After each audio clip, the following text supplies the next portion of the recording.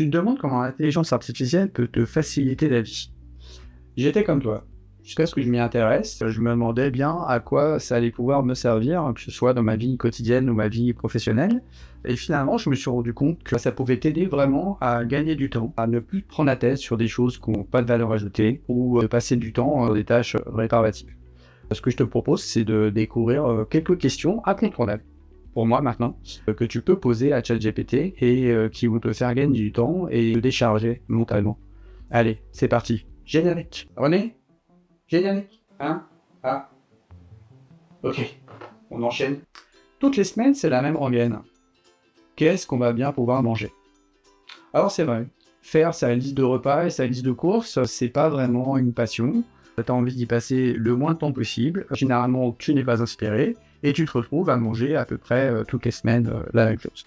Dis-toi que ça peut changer. Alors il y a des solutions qui existent, des solutions payantes, où tu fais appel à une société qui va te livrer des paniers repas avec des recettes qui sont relativement simples, mais variées et équilibrées et qui permettent de te décharger mentalement de cette tâche. Mais tu peux aussi faire appel à une version gratuite d'une intelligence artificielle comme ChatGPT et lui demander de te faire ta liste de repas et ta liste de courses. La puissance de l'intelligence artificielle fait que tu vas pouvoir en fait moduler ses réponses en fonction de tes envies, tes besoins, tes régimes alimentaires, tes allergies, ton mode de vie, etc.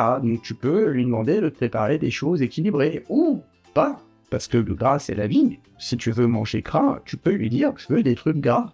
C'est pas grave, ça te regarde. Et je te propose de te faire une petite démonstration là, comme ça, on dirait. Allez, c'est parti. René, j'aimerais que tu me fasses la liste des repas pour la semaine à venir, pour le midi uniquement, et on va se contenter d'un plat principal. J'aimerais que les plats aient une base de protéines animales, viande ou poisson, avec un peu de légumes, et une base de féculents. Alors moi je suis au télétravail, donc j'ai besoin que les recettes me prennent entre 30 et 40 minutes de préparation. Les temps de cuisson peuvent être plus importants, mais il faut pas que je sois obligé de rester devant pour surveiller. Et donc hier, rajoute, 2 recettes aussi, un peu plus plaisir pour le week-end, donc une à base de cuisine de poulet. Parce que moi, une cuisine de poulet, je kiffe. Et en complément, j'aimerais bien avoir des listes de courses associées.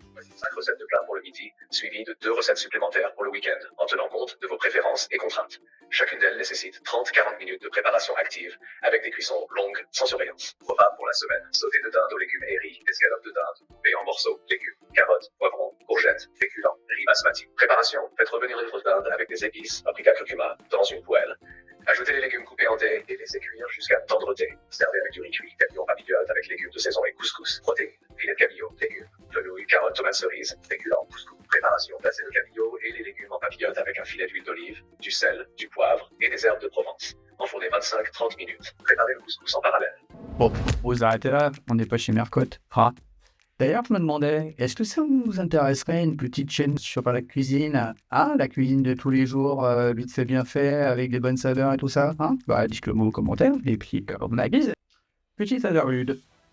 Pour ceux qui se demandent comment je fais pour parler à René et qu'il puisse me répondre avec sa jolie voix de Roboya, sachez que c'est natif dans l'application qui est installée sur vos smartphones. C'est pas disponible sur le PC, par contre, que ce soit sur votre iPhone ou votre téléphone Android, vous pouvez converser. Avec René. Bon. Alors je vais faire une petite démonstration tout de suite pour vous montrer, et sans filtre et sans montage, pour vous montrer que c'est bien possible. Donc quand vous êtes dans l'application, vous appuyez sur le petit bouton conversation, il va s'initialiser. Salut, tout va bien. Comment puis-je t'aider aujourd'hui ? Et ben voilà. Et ben écoute René, ce que tu pourrais faire, c'est dire bonjour à nos auditeurs, parce que je voudrais être sûr que tu te laisses répondre. Vas-y. Salut. Comment puis-je t'aider aujourd'hui ? Oui, ben je te disais, tu peux parler à nos auditeurs, parce que là je suis en pleine vidéo et j'étais en train de leur dire que je pouvais parler avec toi, donc tu pouvais leur dire bonjour. Salut à tous, ravi d'être ici avec vous. Je suis... Regarde, fait pour explorer ensemble le monde incroyable de la photographie et de l'IA. Voilà, donc c'était de l'impro, je savais pas ce qu'il allait répondre dans ma PS5. Alors, pas si mal, non ? Deuxième exemple, qui est tiré d'une histoire vraie, ma compagne prévoyait un week-end entre filles à Genève, ville qu'elle ne connaissait pas. J'ai donc demandé à René, qu'est-ce qu'elle pouvait bien faire ? René, est-ce que tu peux nous préparer un petit programme pour un week-end entre filles du côté de Genève, avec la découverte, un peu de tourisme, un peu de shopping, et un peu de culture aussi, et quelques sorties. Il faut pas que le week-end soit trop chargé non plus, il faut ménager des temps de pause, il faut pas que ce soit la course. Voici un programme pour un week-end entre filles à Genève qui combine découverte, tourisme, shopping, culture et des moments de détente, le tout sans être trop chargé.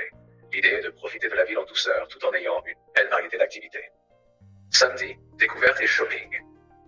Matin, commencez la journée par un bon petit déjeuner dans un café typique du centre-ville comme Café de la Paix, idéal pour démarrer la journée avec des viennoiseries suisses. Vieille ville, débutez la journée par une promenade dans la vieille ville de Genève. Découvrez la cathédrale Saint-Pierre et montez dans la tour pour avoir une belle vue panoramique sur la ville. Flânez, allez dans les ruelles pavées, admirez les bâtiments historiques et visitez la maison Tavel, la plus ancienne maison privée de Genève transformée en musée. Prenez un déjeuner léger au Café Papon, un établissement historique qui offre une terrasse agréable donnant sur le parc des Bastions. Après-midi, rendez-vous dans le quartier de rue du Rhône et rue du Marché pour du shopping. On y trouve des marques locales, des boutiques de luxe et quelques magasins plus abordables pour faire du lèche-vitrine. Pause gourmande. Faites une pause bien méritée avec un goûter au salon de thé La Durée ou au chocolatier Auer pour goûter aux spécialités chocolatées suisses. Soirée, dîner et sortie. Pour la soirée, optez pour un dîner au restaurant Les Armures, une adresse typique où vous pourrez déguster une fondue ou une raclette dans une ambiance conviviale. Après le dîner, si vous souhaitez une sortie tranquille, faites un tour au rooftop de l'hôtel Métropole pour un cocktail avec vue sur le lac. Pour ceux qui veulent aller passer un week-end à Genève, vous pouvez vous-même poser la question. Et pour les autres, on va pas arrêter là parce qu'on va pas se faire tout le programme du week-end à Genève non plus. Ça me paraît pas mal. On enchaîne avec un sujet un peu moins fun, mais très pratique. René, est-ce que tu peux m'aider à gérer mon budget mensuel? Ah, bien sûr, je peux t'aider à gérer ton budget mensuel. Voici comment on peut faire cela ensemble. Établir les revenus. Salaire net. Note le montant de ton salaire net mensuel. Autre source de revenus. Ajoute d'autres revenus réguliers. Par exemple, les revenus locatifs, freelance, aide, etc. Les dépenses de loyer, hypothèque. Montant fixe pour le logement. Charges et factures. Électricité, gaz, eau, internet, téléphone. Assurance, santé, habitation, voiture. Abonnement. 3. Catégoriser les dépenses variables. Alimentation, courses et restaurants. Transport, essence, transport en commun, entretien du véhicule. Loisirs et sorties. Activités, shopping, loisirs. Santé, soins médicaux, pharmacie. 4. Fixer des objectifs d'épargne. Épargne mensuelle.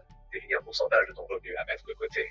Par exemple, 10-20% pour un compte épargne. Je vous laisse essayer de votre côté, lui donner vos inputs et continuer la simulation. Noël approche, ou les 50 ans de votre pote de lycée peut-être. C'est l'occasion de dégainer votre joker. René, peux-tu me donner des idées de cadeaux pour mon pote Ben qui va avoir 50 ans dans quelques jours? Alors, Ben, il aime cuisiner. C'est un amateur de whisky. Et il aime beaucoup la musique, il joue avec des synthés, c'est de la musique électro, tout ça.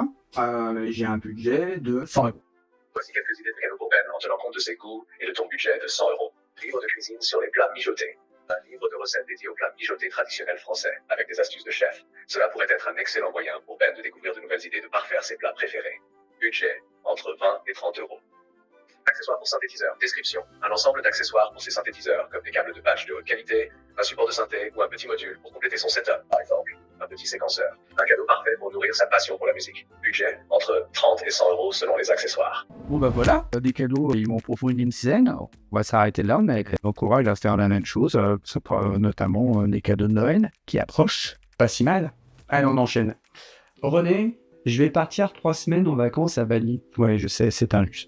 On a prévu de faire de la randonnée, des visites de temples, du snorkeling, peut-être de s'initier au surf, de la visite culturelle, de prendre le temps. Est-ce que tu peux m'aider à préparer ma valise pour être sûr que j'oublie rien? Bien sûr. Voici une liste complète pour t'aider à préparer ta valise pour tes 3 semaines à Bali, en tenant compte des activités prévues, randonnée, snorkeling, visite de temple, etc. Vêtements pour la randonnée, chaussures de randonnée, confortables et déjà bien portées pour éviter les ampoules, chaussettes de randonnée, plusieurs paires respirantes, shorts et pantalons légers, idéal pour la marche en climat chaud, t-shirt technique, respirant et séchant rapidement, casquette, chapeau pour se protéger du soleil, veste imperméable légère pour les averses imprévues, pour le snorkeling, maillot de bain, 2 ou 3 maillots pour les activités aquatiques, t-shirt anti-UV pour se protéger du soleil en nageant. Serviette de plage en microfibre, légère et séchant rapidement. Vérifie si tu souhaites utiliser ton propre matériel ou louer sur place. Pour les visites de temple et pantalons longs ou sarong pour couvrir les jambes lors des visites de temple. Les sarongs sont souvent obligatoires et ils peuvent aussi être prêtés sur place. T-shirt, chemise à manches courtes longues. Pour les visites culturelles, évitez les débardeurs trop échancrés. Bon moi je vais écouter le reste, mais bon je vais pas vous l'imposer non plus, c'est pas vous qui partez à Bali, hein. Bon, en vrai, Alors c'est vrai, Shutter Insight, c'est une chaîne qui est censée parler de photos. Donc dans le prolongement de ce qu'on vient de faire, je te propose d'aller poser des questions à René, directement liées à notre passion, la photo. Mais ça, ce sera dans la prochaine vidéo. Voilà, quelques questions simples à poser à ChatGPT qui peuvent transformer ton quotidien et te faire gagner un temps précieux. N'hésite pas à essayer, partager tes expériences en commentaire. Si tu as aimé cette vidéo, laisse un pouce bleu. Abonne-toi si tu ne veux rien louper. Active la cloche et voilà. Je te remercie d'être resté jusqu'à la fin et je te dis à bientôt. Ciao!